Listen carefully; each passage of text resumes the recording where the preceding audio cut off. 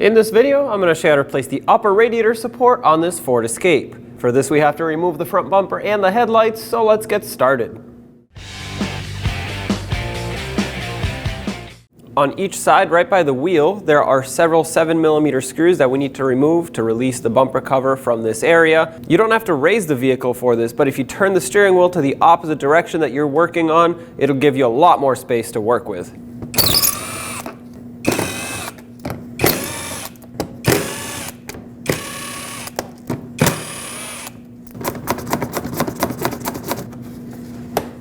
There are 7 of these screws in total. Remove them all. At this point, you can pull this piece away. It just clips in. And if your vehicle is equipped with parking sensors, you'll have a connector to unplug right here from the sensor.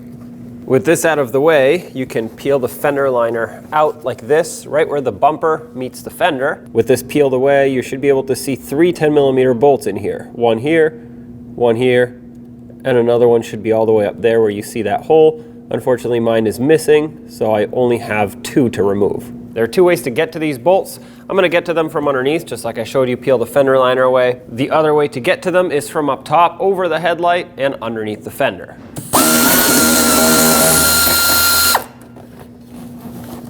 There's one.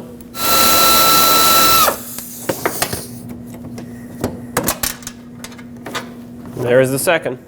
With that undone, you can push the bumper cover down where it meets the fender and pull it straight out.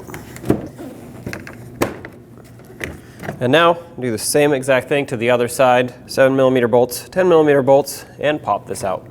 Underneath each corner of the front of the bumper cover, you'll see some fasteners. There are 2 push clips and 2 7mm headed screws.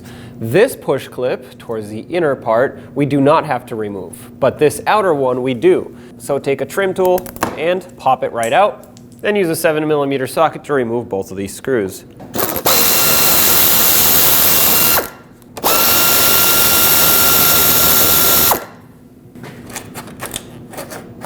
This splash shield at the front has several fasteners. They should be T30. Mine have been replaced with some 10mm headed bolts, so whatever you have holding the front of the shield on, remove the fasteners.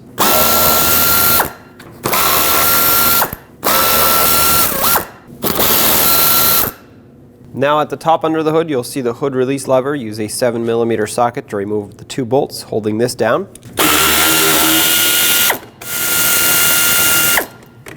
Now you don't have to remove any of this or the cable, just leave it here. It's actually going to move with this shield once we unclip it. And speaking of this shield, there are several push clips holding this down. Remove them all. There should be 4 at the front and 4 on the back. A few of mine are missing, so I'm just going to remove what I have. To remove these, use a trim tool, go underneath the center, pop that out. Once it clicks, remove the rest of it.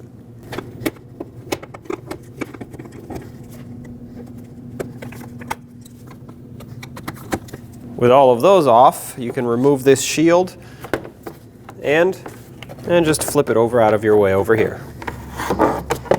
And with that shield out of the way, we have several 10mm headed bolts that we have to remove all along the top. Remove them all.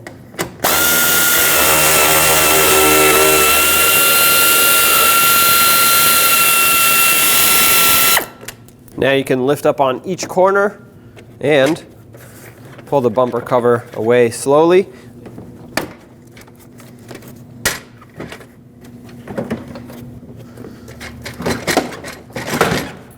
Okay, pull it away gently, and if you're not too far from the ground, you can just lower it down to the ground. Be mindful of this wiring harness on the driver's side of the bumper cover. This connects everything, fog lights, parking sensors, and everything else that's attached to the bumper. If your vehicle is on the ground like mine, there is plenty of slack for this harness to sit like this and not be disconnected. So if you don't want to disconnect it, don't. Between the headlight and this bracket or support, I guess this is what holds the top of the bumper cover, you'll see a 10mm headed screw. Remove that.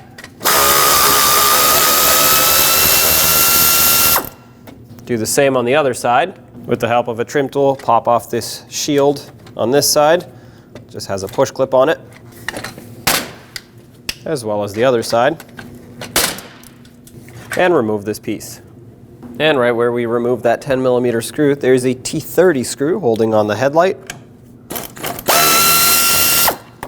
And another one right up here. One more of the same T30 fasteners on the side underneath the headlight. Now remove the headlight from the vehicle. There are two connectors that we have to unplug. One will be this one at the top, the main connector. Typically you can press here, but a lot of times it gets stuck. So what I found is if you take a pocket screwdriver, stick it right in the cutout, pry it up very gently, and pull back on the connector.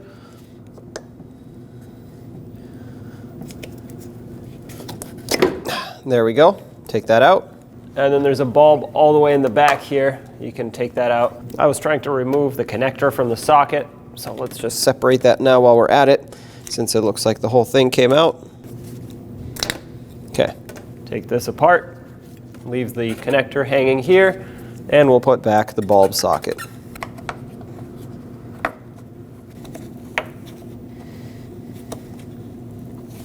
Now we have to start removing all of these items that are attached to the upper radiator support, so we can then just finish it off with unbolting the radiator support. I have a hood prop rod holding up the hood because ours is going to have to be removed. So of course you're gonna have to support the hood with something else. And to get this thing out, just lean it to the side and then twist it and walk it back and forth like this until it slides right out.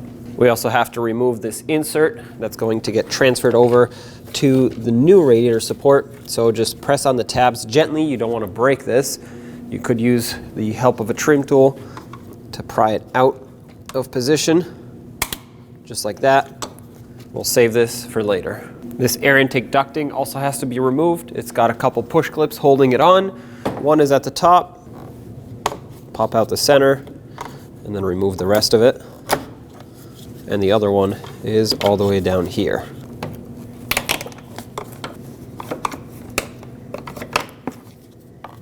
On the back side, on the passenger side, there's a coolant line that's attached to the radiator support with a couple retainers, and all you have to do for these is just pry them off. Be careful, this is a plastic line and it is pretty fragile. On the back side of where we just were, there is a crash sensor. We have to unplug this. You can either transfer it over now or later. Regardless, the electrical connector has the locking tab underneath it. There we go. Take this out. You can remove the sensor now or later. I'm just going to get it out now. That way it's out of my way. You'll need a deep 10mm socket to go over that stud.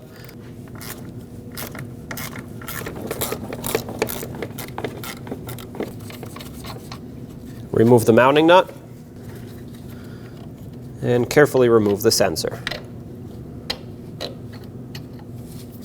Continue along this wiring harness and unclip it from these two retainers.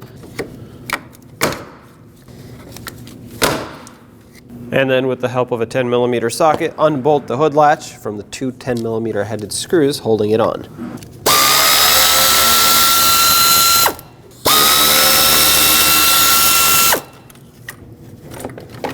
Push this back and unclip the hood latch cable from its routing points.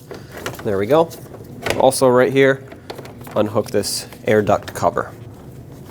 There's another impact sensor right over here on this side. We have to unplug it right now. It's kind of hard to get to, but you can poke at it with a pocket screwdriver. I'm going to wait to unbolt it though, because there isn't much space. Now we have a few fasteners to remove on each corner. There's a 13mm bolt right here at the top, and then right on the fender, two 10mm headed bolts. Let's remove all three of these.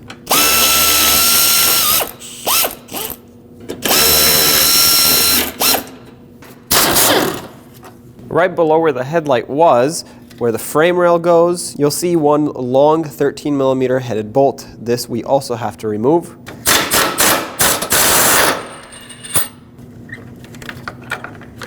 Take that out and do the same on the other side, remove all four fasteners. Now right in the middle of all of these shields here, on the impact absorber, you'll see two 10mm headed bolts. Remove both of these.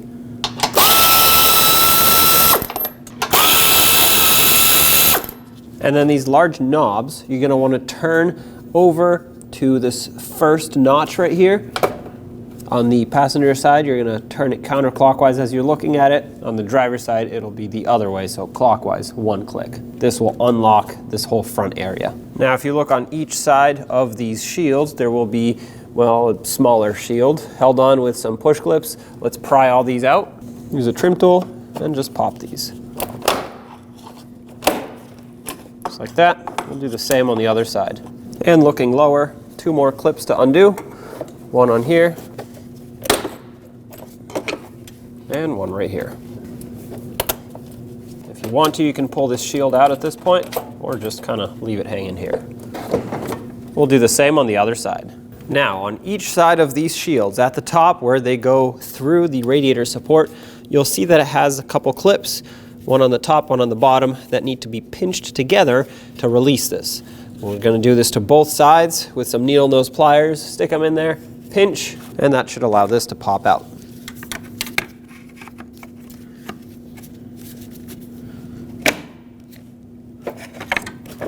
Do the same on the other side. Now we can slowly work this piece out, and it's just a matter of maneuvering it, twisting it, turning it. Be careful of any wires, hoses, or lines that might be in the way. You don't want to break anything. So let's grab onto this and take it out.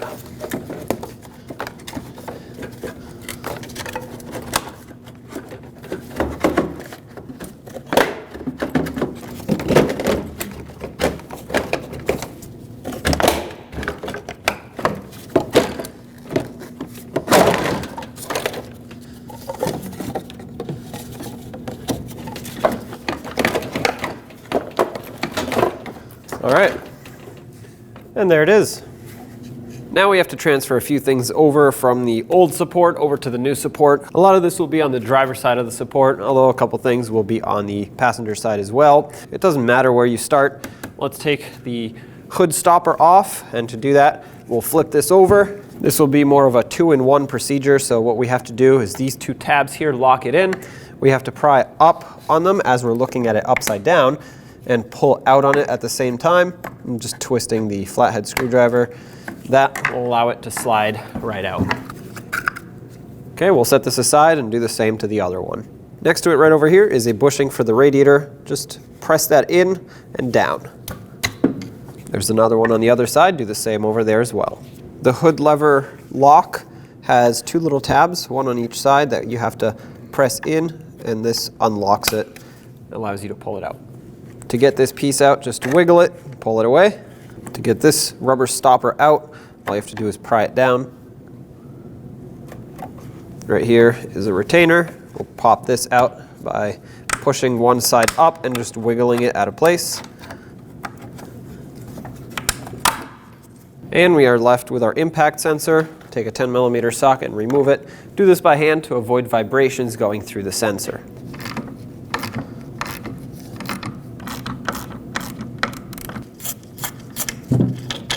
Take the mounting nut off and slide the sensor right off. On the new support, the studs will already be installed, so all you have to do is slide the sensor on, make sure it lines up, press it down, start the mounting nut on, and bottom it out. Once you have it bottomed out, give it about 1/8 of a turn at most. That should be plenty tight. If you have the ability to do so, torque this down to 106 inch-pounds. That is pretty much 1/8 of a turn after it bottoms out, so if you don't have a torque wrench to do this with, just tighten it up 1/8 of a turn after the nut has touched the bottom of the threads. To make sure that I am accurately torquing the other impact sensor as well, I will be installing it and tightening it down right now with the radiator support out so I can easily get to it. Flip the radiator support upside down, and to have an easier time installing this rubber piece, I put some silicone paste on the end of it and slide it right through. Get this intake ducting reattached. Just line it up and press it on. Right below that intake ducting, if you flip this upside down, we have this retainer that you just press on all the way till it clicks. Reinstall the hood prop retainer. Make sure you press it down all the way so it can lock in. On each side, you're going to want to put back the hood stopper, and it's got some tracks that it needs to line up with. Once you line this up, just press it in, and that will be locked in. And lastly, if you flip this support over from underneath, you want to put back the 2 rubber grommets that hold the radiator at the top. it's easier to put them in from underneath because these are tapered. So if you put a little bit of silicone paste on here, you can just line them up and tap them in. Although what I do suggest doing, even though you're sure that it's installed fully, take a screwdriver and run it along the sides to make sure that the lip has come over the support. That way it's truly locked in here and it's not going to push right out. Now let's get this back together, put the radiator support on the vehicle.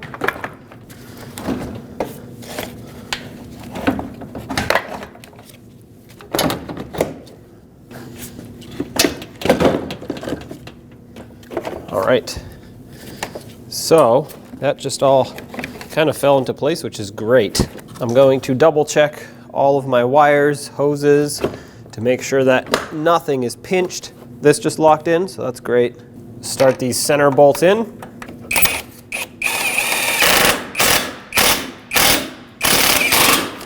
Don't bottom them out all the way yet. I'll leave it loose a little so we can move things around. Get this one lined up, as well as the two on the side. Now we're going to tighten these first. Try to center it up the best you can. Do the same on the other side. Then, since we're here, let's tighten the ones on the fender. Try your best to get the paint marks to line up. And tighten up the two center ones. If you're doing these by hand, about 1/8 of a turn after they bottom out is plenty. With this pushed in, turn these two knobs. On the driver's side, you're going to turn it counterclockwise. On the passenger side, clockwise. This will lock these two in. And then let's put in the two center bolts. 10mm socket. Just snug them up. All these do is they help hold on this plastic piece, so they don't need to be very tight or they actually can crack the plastic. The two shields on each side need to go back on. If they fell, slide them back into their spot and push them in to secure them with the push clips. And we'll do the same down on the bottom. And as always, do the same to the other side. Plug the headlight back in with the two connectors. Make sure they both click. And then line it up with the body of the vehicle.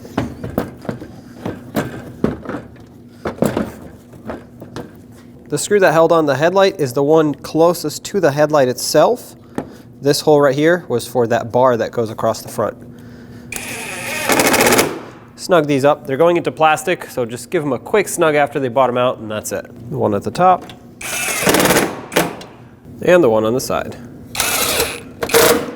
Everything lines up, do the same to the other side. Back on the driver's side up top, make sure that the hood latch release cable is routed correctly. This one kind of just fell into place. Then we'll put this back on. It has a piece of rubber over here at the bottom, or from underneath, that has to latch over, and then the top latches up like that. Reattach the hood latch. It's got two plastic pins that it lines up with. Once that is lined up, you can grab the two screws. These are coarse threaded screws. Start them in. They're going to have to cut new threads into this new support.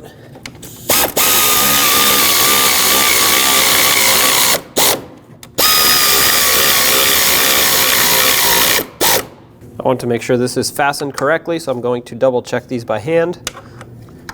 There we go. Once again, this is plastic, so just tighten it until it gets snug, tiny bit extra, and that's it. There's a few things we have to do in this area. Let's resecure any wiring harnesses that may have been removed. Before we resecure this coolant line, let's plug in the impact sensor.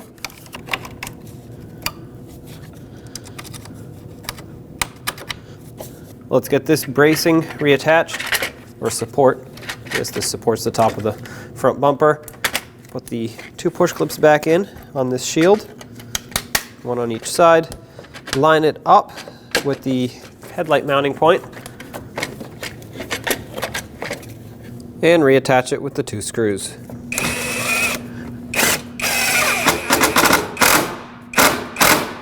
Do the same on the other side. Get the bumper cover back on.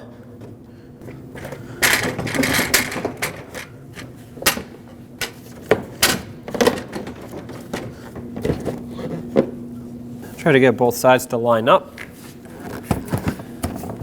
Now let's reattach the bumper cover at the top with the 10mm headed fasteners. snug these all up.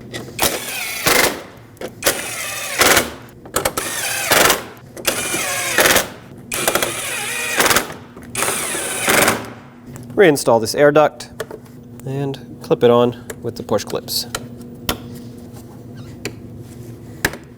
Put back this cover at the top and put in all the push clips that secure it.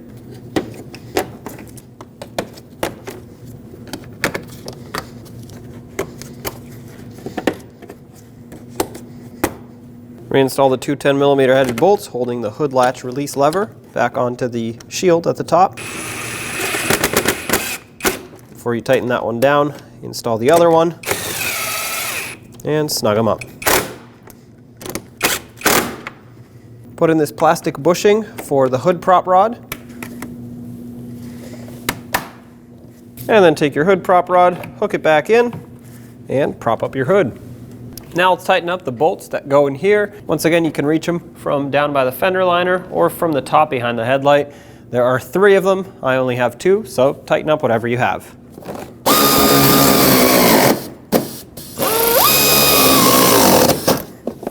Get this parking sensor plugged back in and line this back up.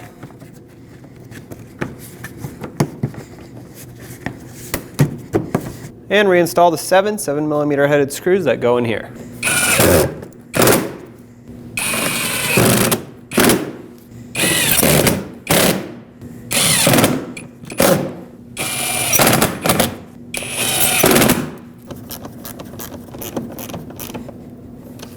And do the same to the other side. Underneath on the side, put in the push clip that went in on the side, and 2 more 7mm headed screws.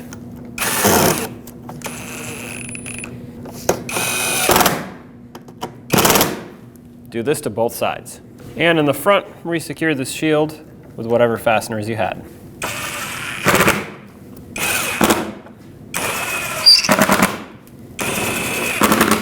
There you have it, job is done.